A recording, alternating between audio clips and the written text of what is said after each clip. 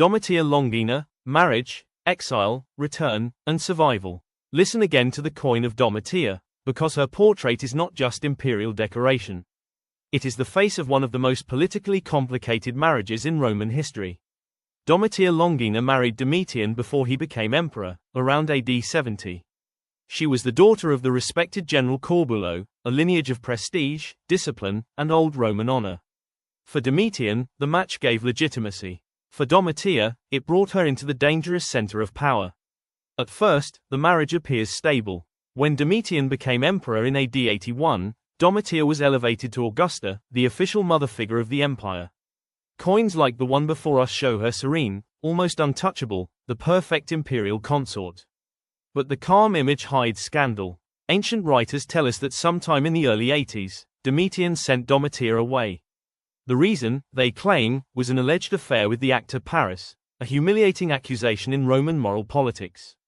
Whether true or exaggerated, the result was real. The empress was dismissed from the palace. Yet the story does not end there. Within a short time, perhaps months, perhaps a little longer, Domitian brought her back. Not quietly, but formally. Domitia was restored as Augusta, restored to public ceremonies, restored to the coinage. The marriage resumed, and from that moment onward she remained publicly at his side. No further expulsions, no replacement wife, no formal divorce. And this matters enormously when we look again at the coin. Because the reverse shows their divinized infant son, dead but proclaimed a god. After that child's death, there were no more heirs. The survival of the dynasty depended on Domitian alone, and symbolically, on Domitia as its maternal figure. Now comes the final twist. In AD 96, Domitian was assassinated in a palace conspiracy. Many later historians suggest Domitia may have known of the plot, perhaps even quietly approved it. The evidence is uncertain, but what is certain is what happened next. She survived. Not imprisoned, not executed, not disgraced. Domitia lived on quietly into the reigns of the emperors who followed. She kept her wealth, her status, and her name. She outlived Domitian by many years and seems to have died peacefully in the early 2nd century.